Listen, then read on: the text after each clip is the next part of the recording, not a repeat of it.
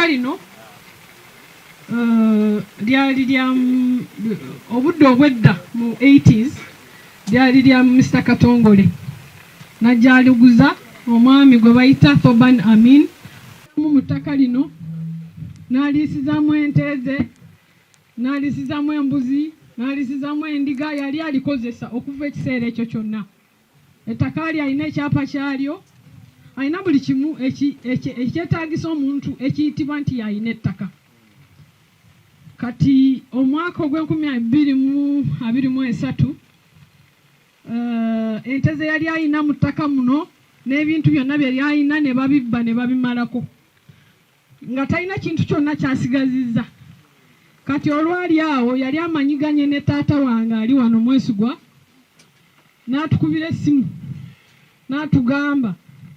n'agamba ng'anyumiikirizako ne taata kuba yamuwa ente n'omulala n'amuwa ente nga mukwano gwe, n'amugamba ebintu bye nali nabyekabula baabibba byonna ne biggwawo, sikyalina kye nnyinayo, so bw'omuba nga mulina interest mugule ettaka eryo, kuba yali akimanyi nti ffe waffe gye tuli eri emitala ekasagama tetulina ttaka lingi kuba abadde muntu waffe yali wa mukwano neera nakati akyali.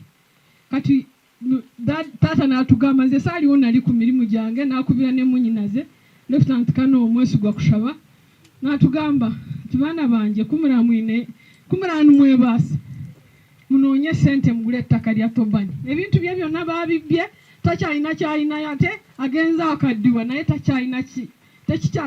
takyasobola kwesobola.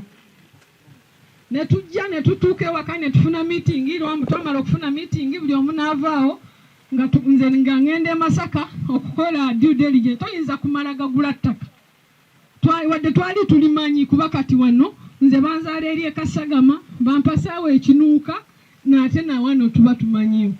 Just wanna kusooka okugenda e Masaka ncekinge mu land office manye ebisaanyizo byonna oba weebiri. Natuuka nampa ekopi y'ekyapa, nagenda n'omwami gwe bayita Kabugo mutabani wa Leeti Babumba eyali nannyini namba 4 ranch number 4 eddirirwa eno wali. Ne tugenda mu land office ne finding out ne tusanga ng'ebipapula byonna biri okay, omusajja alina ekyapa kye nga tekirina encumbrance. Ne tutegeererawo era nti yali alina square miles 5.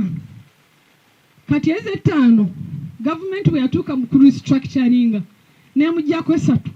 Kati 3 ze yamuggyako n'ezigabira ba squatters ng'era wonna we bwali. Omwami gwenkaayana naye wano ku ttaka Musinguzi, that is where ne tiimu ye ne family ye kwe ba benefiting nga bali awo in a few meters from here. Era omusajja oyo omuyindi Amini n'aŋŋamba nti even the government yatwala ettaka lyange n'eriweereza ba squatters naye nakati sifunangako muntu tebankompesatinganga, naye kati lino mujje muligule. We sold whatever that we had, all the land that we had. Ne tujja ne tutandika okusasula ettaka lye. Naye n'atugamba nti mu COVID time we babbira ebintu bye waliwo abantu ba squatters aba benefitinga mu ranch mu square miles 3 balunda wuwe. Naye n'atugamba engeri kati gye lufunye abantu abeeyo awo kati it is better you're going to kufuna ettaka lyammwe mu fencing mube teri mirimu.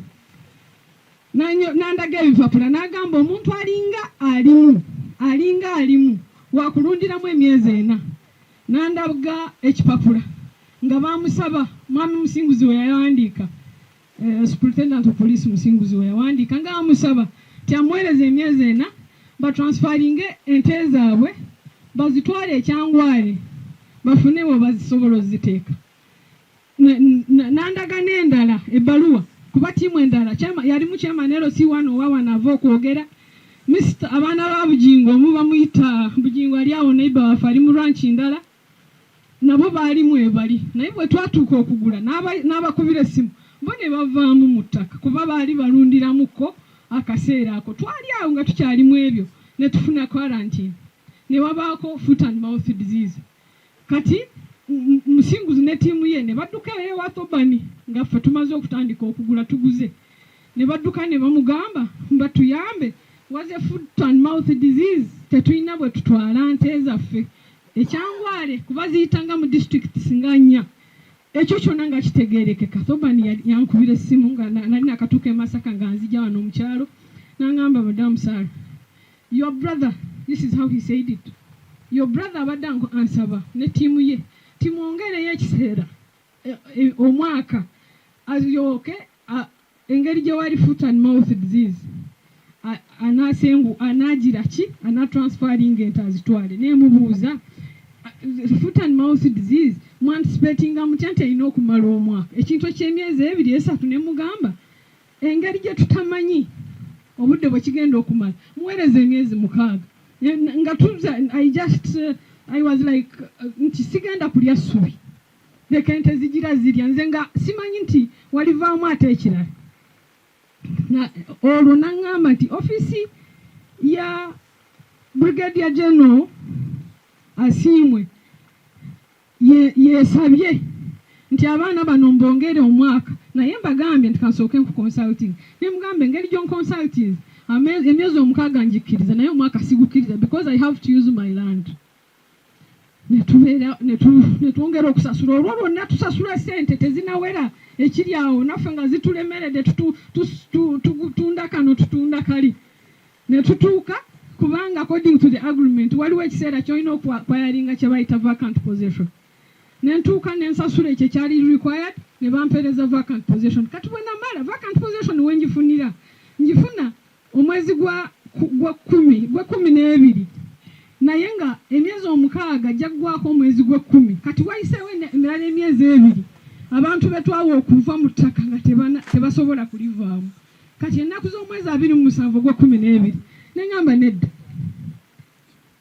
ettaka lyange nyina olikozesa kino kiki kuba ente ziva wali wakuba enkuba kati enetu naye kyemmanyi nti naye jakkendeere ente ziva wali zijja wano mu ttaka. Ettaka lino lye mulaba temulimu structure ziri wali akayumba nakaguliramu n'akalala kaako akabaati bwange nga mulimu tapu nga ente zivayo zijja. Kati bwe namala okuzigaana okujja twalwanira waawo olunaku olwo ne tudduka buddusi ng'ab'emigo baze batwatakinze. We have no option okulwana kuli wano poliisi nejja baddiso ne bajja baradisi ne batukubira amasimu. Kati ne tuwuziddwa ente ne tuzireka ne tudduka ne tugenda ewa RDC. Twagendayo mu office nze nagendayo ne complaining ne tu reporting other cases on police criminal cases very many of them. Ne tugende wa RDC lyatuuka n'atereeza n'atuyita atuteeke mu meeting kubanga yali atulabeeranga bamu engeri gye tuli abapoliisi 2. Twatuuka ewa RDC ne bayita nze n'enzija abalala ne batajja ne babakubira amasimu. Bwe bakubira amasimu ne bagamba nedda fe amasimu ge mukuba tetukkiriza ffe ettaka ery'ettaka Saara tetumumanyi ate nga kyeneerabiddemuko bwe twagulira ettaka eryo nga tutuuse makati mu payments ab'e Masaka aba Fourways Investment batuleeta wano n'abakakiiko bonna ne batwanjula wali ne tutekinga over n'ente zaffe ne tuzireeta. Buli omu yaliwo abasinga wano baaliwo. Kati tubamanyi ngamba RDC najja nakonductinga locus nakola fact finding ge yakola era yabidistributinga mu offices zonna nga bwe ziri kuba ali wano sijja kumwogerera. Kati ekyo nekiba nekisooka ffe ne tubiraba ng'ebitagenda ate kuyitawo ku nsonga. Kati ne batandika abantu okutukubira abantu. Wano waliwo kojja wange bamusala ebyenda ne bifuluma abweru lwa busigaza lyaha ndowooza ali mu nte ebyenda ne bifuluma ne tubyola ne blanketi awo ne babizza munda ne tubetwala ne tugenda embalala ne bamuteekako oxygeni ne tugira ne tuvaayo naye nga ne fairness wherever you go teri weeva ali wano lwakuba enkuba eneetonnya tatambula mu nkuba kati agitya. Ekyo nekigwawo kwe kudduka nenzirukira nali ndi police headquarter nga ndi stranded nenfuna chance nenfuna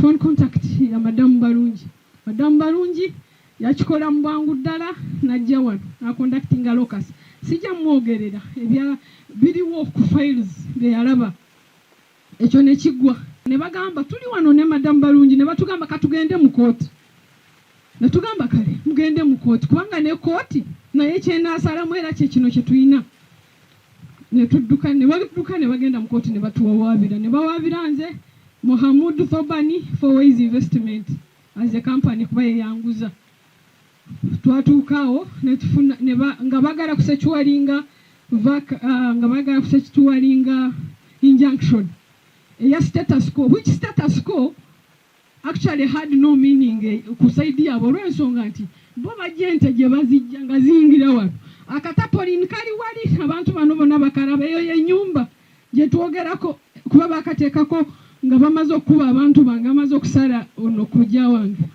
akakayumba ako katenti atapolini ne bakateekawo kati ente ne bazikwatirawo ezimu zigenda ne zirya ne zinywa kuba balina amadaamu gaabwe ettaka lyabwe liri eyo liyonjo baleeta muno kati ne tugenda mu kooti naye ruling nejja ng'eri mu favor yawe namala ne tuleeta court order ne tugisekiwalinga from police as a matter of procedure ne tugituusa wano court order nayo teyawulirwa bamala bumaze ogisoma ne bagenda bano juzi bwe nabagamba nti ente ngenda zikwatira mu ttaka n'abamawulire abamu baaliwo wano badduka wano abantu nga bagenda kuntema n'ebiso these people, the people of media, they rushed. They are the ones who actually helped.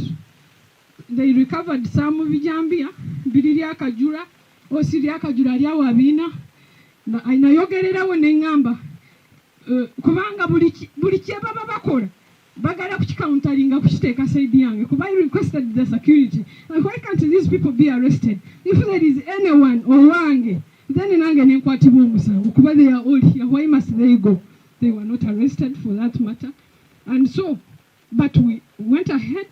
We were helped by RPC and opened cases against, and we had a new officer, regional CID. He requested for all these files, and we are sure now they are being worked on.